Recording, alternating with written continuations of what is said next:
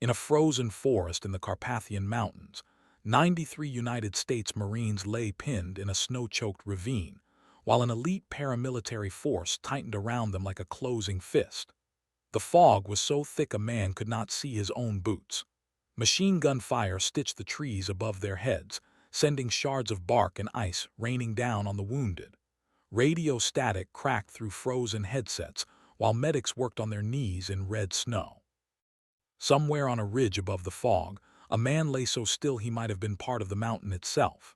He was 41 years old, 2 months from retirement, with 2 missing fingers on his left hand and a battered tin of peppermint candies in his chest pocket. His name was Daniel Beckett, though everyone in the Corps simply called him Danny. He slid a small white candy onto his tongue, let it click once against his teeth, and settled his cheek against the stock of his rifle. When the first shot cracked the silence, the snow itself seemed to listen. One enemy fell, then another, each round struck with the quiet precision of a man who had learned long ago that hurry was the only true enemy. Down in the ravine, the Marines lifted their heads from the snow and did not yet understand what was happening. They only knew that, for the first time in 20 minutes, the noose had stopped tightening. This is the story of how it loosened. The Carpathian Mountains in February are a weapon all their own. The forest stretched in every direction, an endless cathedral of pine trees bent under the weight of ice, the air so cold it burned the lungs and froze the breath into beards within seconds. The temperature that morning was -23 degrees Celsius. The fog rolled through the trees in slow gray rivers, swallowing sound, swallowing distance, swallowing men. A boot print disappeared within an hour. A body, if left, would be gone by morning. The region had been contested for years. Separatist factions, trained and armed by foreign advisors, had carved out pockets of control in the mountain valleys, smuggling weapons through routes their grandfathers had used during older wars. Among these factions was one the intelligence reports called the Reaper Brigade. They were not insurgents. They were not conscripts. They were professionals, trained by men who had served in proper armies and brought their doctrine with them. They wore winter camouflage that made them look like nothing at all against the snow, and they had trained military dogs that could track a scent across a frozen river. The mission that morning had seemed straightforward on paper. A reconnaissance aircraft had gone down 40 kilometers inside contested territory, and the pilot had ejected before impact. The pilot's name, according to the briefing, was Captain Sarah Quinn. She had triggered her locator beacon twice before going silent, and satellite imagery suggested she was alive and moving. Lieutenant Marcus Hale's extraction team, 93 Marines strong, had been dropped at a clearing 6 kilometers from her last known position with orders to walk in, recover the pilot, and walk out. It was the kind of mission Marines do without complaint. Cold, slow, dangerous in small ways. Nobody in the briefing room had used the word ambush. Nobody had mentioned that the Reaper Brigade had been waiting in those woods for 6 days. Danny Beckett had not been supposed to be on this mission. The sniper originally assigned to the extraction team was a young man named Corporal Ortiz, whose wife had gone into early labor the night before. Ortiz had stood in front of Lieutenant Hale at 0400 with red eyes and a duffel bag, and Hale had told him to go. By 0500, the request for a replacement had landed on Danny Beckett's cot. He had read the order, swung his legs over the side of the bunk, and laced his boots without a word. The Marine sleeping in the bunk across from him watched him pack. 2 months left, Danny, the Marine said. You could have said no. Danny had paused at the door, half-turned, and offered a small, dry smile. Couldn't sleep anyway. That was the most he had said all morning. He was 41 years old, a master sergeant, with 23 years of service and skin the color of weathered teak. His hair had gone gray at the temples a decade earlier. His left hand was missing the index and middle fingers, lost to frostbite during a stranded reconnaissance mission in the Hindu Kush in 2009, and he had retrained himself to shoot using his ring finger on the trigger. He had won 3 marksmanship competitions afterward. The younger Marines who had not yet served with him assumed the missing fingers meant he was being phased out of combat duty. The older Marines knew better. Danny did not speak much, but when he did, it was almost always something small and dry that made the men around him laugh in surprise. He carried a battered tin of peppermint candies in his chest pocket, the same brand his grandmother had carried in her purse, and he ate one before every shot he ever fired in combat. The Marines who had served with him long enough kept count of his confirmed kills by the wrappers he left behind. They called the candies his ammunition. His real ammunition was a Mark 13 Mod 7 bolt-action rifle, chambered in .300 Winchester Magnum, the bolt action polished smooth by 10,000 cycles. The scope was a Schmidt and Bender 5 to 25 power, calibrated for cold weather use. He carried 60 rounds, no more. He had never needed more. On the helicopter, Danny had sat by the door with his eyes closed, the peppermint tin in one hand, his rifle case across his knees. He had not opened his eyes when the door gunner shouted that they were 2 minutes out. He had not opened his eyes when the helicopter banked over the white forest. He opened them only when the skids touched snow, and even then he opened them slowly, the way a man wakes from a dream he is not yet ready to leave. The first thing he noticed when he stepped off the helicopter was that there were no crows. In a forest this size, in this kind of cold, there should have been crows. Black ones, calling to each other from the high branches, fighting over whatever the wolves had left behind. He stood in the snow for a long moment with his head tilted slightly, listening, while the rest of the team formed up around him. Lieutenant Hale walked past him and clapped his shoulder. "All good, Master Sergeant." Danny did not answer right away. He looked up at the empty branches. "Birds are gone, sir." Hale paused, meaning somebody scared them. Hale's smile faded by a fraction. He keyed his radio and ordered the column to move with extra spacing. Danny adjusted the strap of his rifle case and fell in near the back. 2 minutes later, the lead vehicle hit the mine. It was a pressure plate. Buried under 15 centimeters of snow on the only forest road wide enough for vehicles, and it tore the front of the lead Humvee off the chassis with a sound like the sky breaking. The blast wave rolled back through the column and knocked 3 Marines off their feet. Black smoke rose into the white air. Before the smoke had cleared, the machine guns opened up from the ridges. The ambush was a textbook killing zone, and Danny recognized it before the second mortar landed. The Reapers had let the column enter a section of the road where the ground sloped down on both sides into a frozen ravine, and they had positioned their heavy weapons on 3 ridges that formed a triangle around the kill point. There was no high ground to retreat to. There was no flank to turn. There was only the ravine, and the ravine was a trap. The Marines did what Marines do. They went to ground, returned fire, and started dragging their wounded into whatever cover they could find. Within 4 minutes, 11 men had been hit, and the radio operator had been killed by a single shot to the throat. The medics worked on their knees in snow that was no longer white. Lieutenant Marcus Hale was 29 years old and on his second deployment, and he had the kind of clear voice that did not break under pressure. He moved between positions on his elbows and his knees, calling out targets, redistributing ammunition, keeping his men focused on the enemy and not on the bodies. He had been trained for this. He had not been trained for what he noticed next. The Reapers were not pressing. A force of that size with that much firepower on terrain like this should have already been closing the distance. They had armored vehicles somewhere behind the ridges.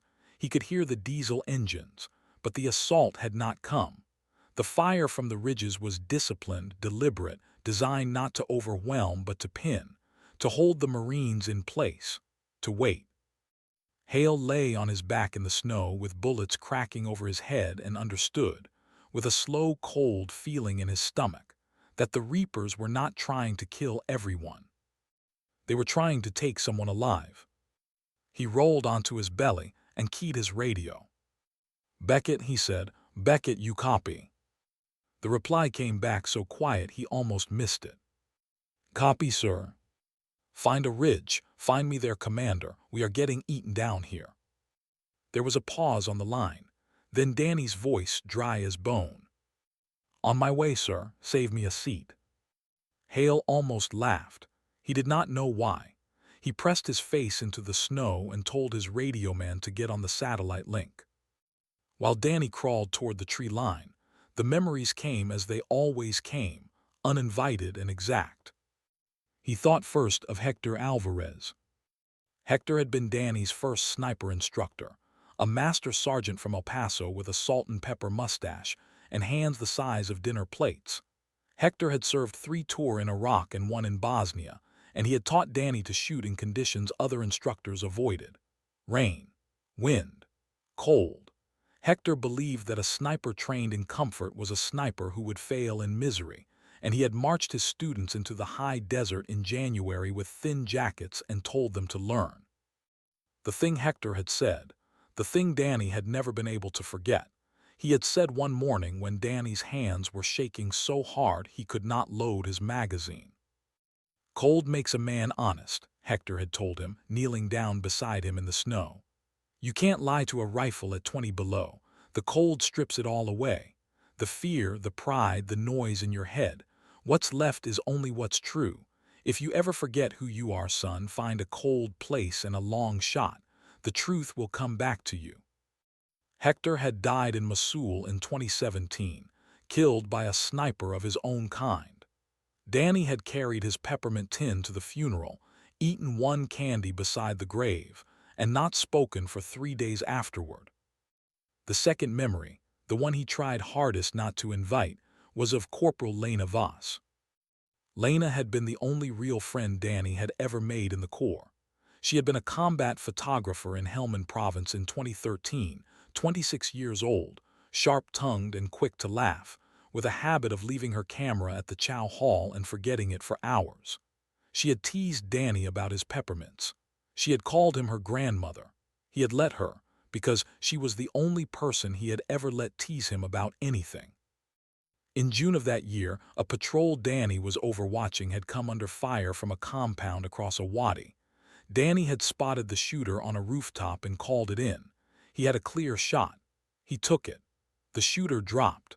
What Danny had not seen, what no one had seen, was the tripwire the shooter's body fell across as it slumped down the roofline. The wire ran to a charge buried in the wall of a building 3 meters behind the Marines, and the wall came down in a single gray wave, and Lena Voss had been standing exactly where it fell. The official investigation had cleared Danny of any wrongdoing. The shot had been correct. The shot had been necessary. The shot had killed an enemy combatant.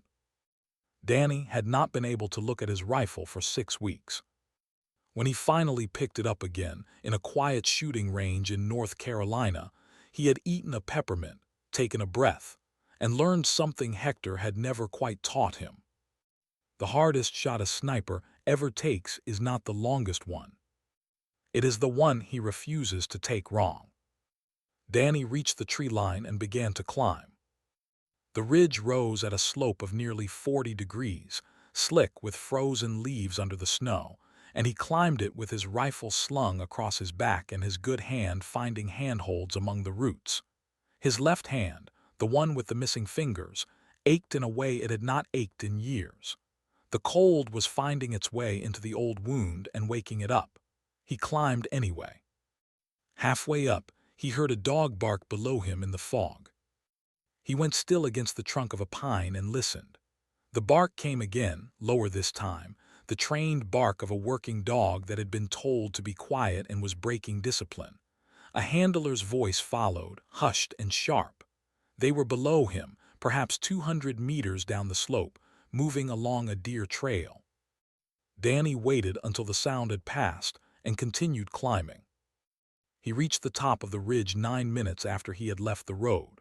The position he had chosen, identified from satellite maps in the briefing he had not been supposed to attend, was a granite outcropping that pushed up through the trees and offered a view across the ravine to the 2 other ridges. He cleared the snow from a small flat space, laid down a thin foam pad to keep the cold from his belly, and extended the bipod of the rifle. He set the peppermint tin beside his right hand. He raised the scope and looked across the fog. The fog was a problem. It moved in slow, uneven layers, sometimes thinning to nothing, sometimes thickening until even the trees disappeared. He could not see the far ridges clearly. He could only see flashes, hints, the suggestion of motion. Muzzle flashes from machine guns, the pale oval of a face turning, the dark line of a rifle barrel laid across a log. He took the lid off the tin. He placed one peppermint on his tongue. He breathed in, he breathed out, he waited. The first target found him before he found it. A man in white camouflage stood up on the far ridge with binoculars raised, scanning the ravine, and Danny saw the small antenna on his shoulder pack and understood. A commander, a coordinator, the man who was telling the others to wait. The range was 820 meters. The wind was light, left to right. The cold was thickening his ammunition by a small known amount that Hector had once made him memorize. Danny waited for the natural pause between two heartbeats. He squeezed the trigger with his ring finger. The rifle spoke. The man on the far ridge folded onto his binoculars and did not get up. Down in the ravine, Lieutenant Hale heard the shot and lifted his face from the snow. He did not know yet what it meant. He only knew that for the first time in 20 minutes, the firing from the far ridge had paused. Just for a second. Just long enough for a Marine to drag a wounded brother to better cover. That second was the beginning of the end. Danny set the peppermint wrapper beside the tin and chose his second target. He worked methodically with the patience of a man who had nowhere else to be. He found a dog handler next, a young man in a fur-lined hood crouched at the base of a tree with a Belgian Malinois at his side. Danny did not enjoy the shot. He took it because the dog would lead the others to the wounded, and the wounded were the men who could not run. He squeezed. The handler dropped. The dog stood for a long moment beside the body, and then turned and ran back the way it had come. And Danny was glad about that, in a small private place inside himself. His third shot was the radio operator, a heavy-set man hunched over a field radio at the base of a fallen log, repeating coordinates into a handset. Danny had been listening to the man's voice for almost a minute on a captured frequency that Hale's communications specialist had patched through. The voice spoke a language Danny did not speak, but he heard one word repeated 3 times that he did know. Quinn. The dead pilot, the recovery target, Captain Sarah Quinn. Except the radio operator was not saying her name like a man hunting a downed pilot. He was saying it like a man confirming a high-value capture. He was saying it the way a man says the word that justifies every casualty he is about to take. Danny shot him through the radio. He took another peppermint. He chewed it slowly. He thought about what he had just heard. Down in the ravine, Lieutenant Marcus Hale had been listening to the same translation through his own headset, and he had reached the same conclusion 3 seconds before Danny did. He keyed his radio. Beckett. Sir. She's not a pilot. No, sir. They're not here for us, they're here for her. No, sir. What's our move? Danny lay on the cold granite and watched the fog move across the far ridge. He thought about Lena Voss. He thought about a wall coming down in slow gray wave. Sir, he said, I'm going to need you to find Captain Quinn and keep her low. Keep her under cover. Do not move her, no matter what you see. I am going to take their senior officer next, and after that I am going to break their line, and after that you are going to walk her out of this ravine. Copy that. Sir. Yes. Do not move her, sir. Not for any reason. Not even if it looks like I need help. Especially not if it looks like I need help. There was a pause on the line. Copy, Master Sergeant. Danny took another peppermint. The tin was getting lighter in his hand. The senior officer of the Reaper Brigade was a man named only in intelligence files. identified by a long beard and a habit of standing too close to his subordinates. He was on the third ridge, the one furthest from Danny's position, partially obscured by a stand of pines. He was also standing directly behind Captain Sarah Quinn's only viable extraction route. Danny saw the problem the moment he saw the shot. The officer was visible, but the angle was such that a missed shot, or even a successful shot with a bullet that overpenetrated, would travel directly into the section of the ravine where Captain Quinn would have to move if Hale brought her out. There was a second shot available, a sideways angle from a different position on Danny's own ridge, but it would mean moving 50 meters along the granite outcropping, exposing himself to counter-sniper observation, and the wind on that side was wrong. The easier shot was the one that risked Quinn. The harder shot was the one that did not. Danny lay on the granite for a long moment with his eye to the scope, and Hector Alvarez's voice came to him out of a cold day 20 years gone. Cold makes a man honest. He set the rifle on safe.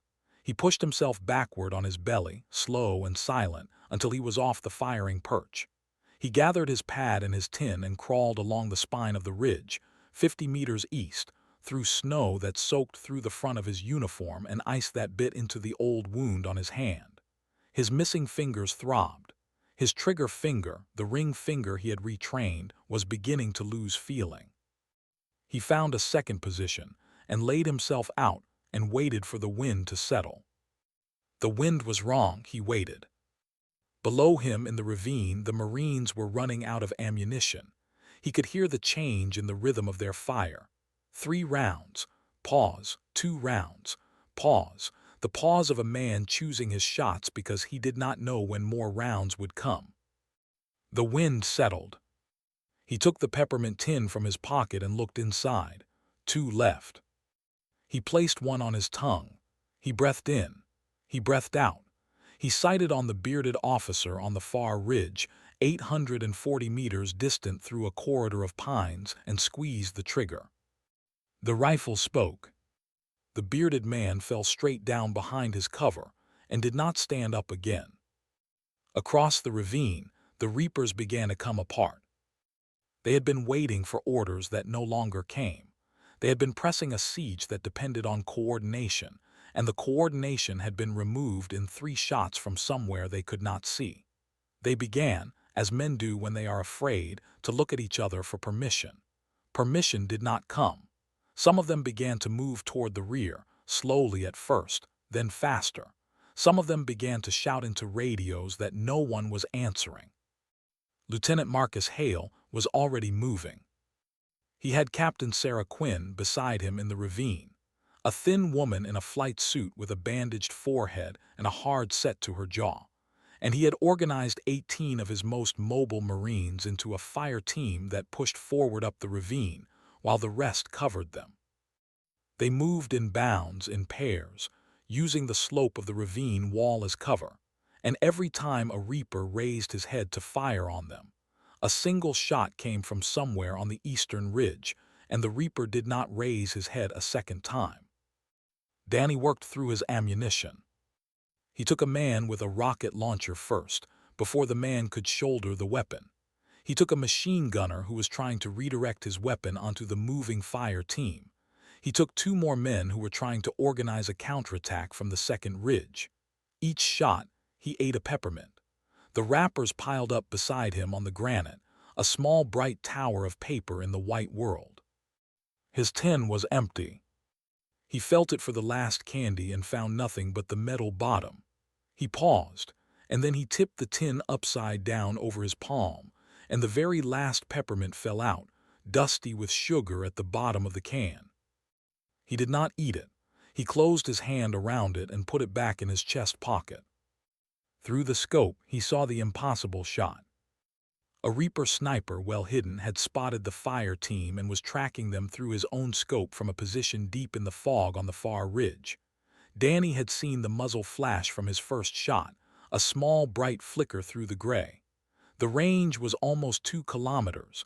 The fog was thickening. The wind was rising. The Reaper sniper fired. Danny saw the muzzle flash. He set his crosshairs on the point of light and waited for the next one. The fog moved. The fog moved again. Down in the ravine, Hale was shouting at Quinn to keep her head down. A young Marine named Ramirez, 19 years old, took a round in the thigh and went down screaming. The Reaper sniper was working through them. The fog parted for half a second. Danny saw him. A shape behind a log, the dark oval of a scope, the pale half-moon of a face. He fired. The bullet traveled 1,847 meters through air at minus 23 degrees Celsius, through fog that thickened and thinned in slow waves, through a corridor between pine branches that closed half a second after the bullet passed. The Reaper sniper dropped. The fog closed again. Danny lowered his cheek from the rifle and lay flat on the cold granite and breathed. His hand was shaking, not from fear, from cold. He reached into his chest pocket, took out the last peppermint, and held it in his palm. He did not eat it. When the firing finally stopped, the forest was so quiet you could hear the ice crack on the branches. Lieutenant Marcus Hale stood in the ravine with Captain Sarah Quinn beside him and counted his men. 9 were dead. 17 were wounded badly enough that they would not walk out on their own. A military working dog named Rook, attached to the team for the extraction, lay curled in the snow beside his handler, who was crying quietly and stroking the dog's ear.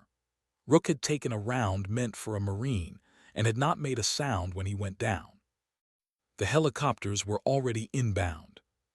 The Marines moved through the bodies of the Reaper Brigade in silence, collecting weapons, checking pulses, taking photographs of faces for intelligence. The Reapers had left almost 200 dead and wounded behind, and the survivors had melted into the fog so completely that it was as if they had never been there at all. The forest accepted them and did not give them back. On the eastern ridge, Danny Beckett gathered his peppermint wrappers one by one and put them in the empty tin. He left no trace of his position. He cleaned the granite with snow, packed his pad, slung his rifle across his back, and began the long walk down. He reached the ravine as the first helicopter set down on the road. Marines were carrying wounded toward the door. Medics were shouting over the rotor wash. Captain Sarah Quinn stood near the back of the formation, wrapped in a survival blanket, her flight suit torn at one shoulder and her hands shaking in a way that had nothing to do with cold. Danny walked past the wounded and stopped in front of her. She looked up at him. She did not know who he was. She did not yet know what he had done. She only knew that she was alive when she should have been a prisoner, and that the man standing in front of her had eyes the color of river stones and a left hand missing 2 fingers. He reached into his chest pocket. He took out the last peppermint. He placed it gently into her palm. He closed her fingers around it. He did not say anything. She looked down at the candy.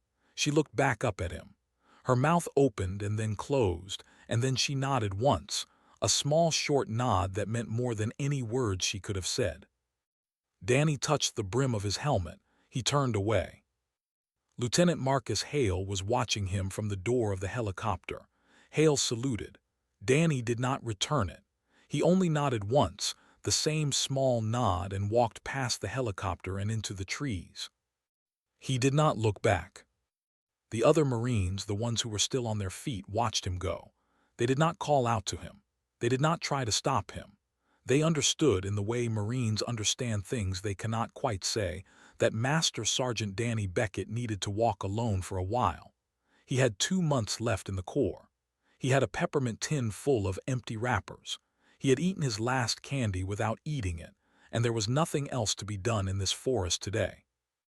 Behind him, a single candy wrapper lifted off the snow in a small gust of wind and tumbled away through the trees, bright and white against the gray. In the official reports that followed, the engagement in the Carpathian forest would be recorded as a successful recovery operation. Captain Sarah Quinn would be returned to her unit, her decrypted files intact, her debriefing extensive.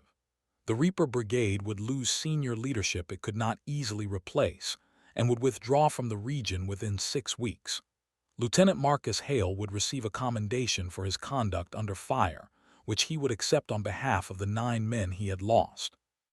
The military working dog Rook would be posthumously honored at a small ceremony at Camp Lejeune, and his handler would never serve with another dog. Master Sergeant Daniel Beckett would receive no public recognition. He had asked for none. The classified portions of the after-action report would credit a single sniper team with 11 confirmed kills and the disruption of enemy command and control, but the name attached to those kills would not appear in any document a civilian would ever read. Danny would retire 2 months later, on schedule. In a small ceremony attended by 12 men and 1 woman in a flight suit who drove 8 hours to be there, and did not say much. She brought him a tin of peppermint candies. He kept the tin for the rest of his life. In the grand sweep of history, the engagement in the Carpathian Forest will not be remembered. It was a small action in a small war that most people will never hear about, fought in a place that does not appear on most maps, by men whose names are filed in cabinets in buildings the public cannot enter. But for 93 Marines and 1 intelligence officer and the families they returned home to, it was the day the line held when it should have broken. It was the day a man with 2 missing fingers and a tin of candies climbed a frozen ridge and chose, again and again, the harder shot over the easier one. The hardest shot a sniper ever takes is not the longest one.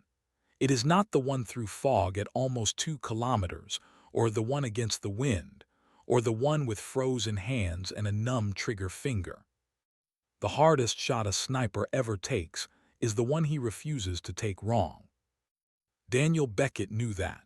He had learned it in a hot wadi in Helmand province a long time before, on a day when he had taken a shot that was correct and necessary and right, and a wall had come down anyway. He had carried the lesson into the cold, and in the cold, the way Hector Alvarez had promised him, the lesson had become true. Cold makes a man honest. You cannot lie to a rifle at 20 below. And somewhere in a Carpathian forest, under pine trees heavy with ice, a single peppermint wrapper is still drifting, slow and bright, through a world that does not know what it costs to save.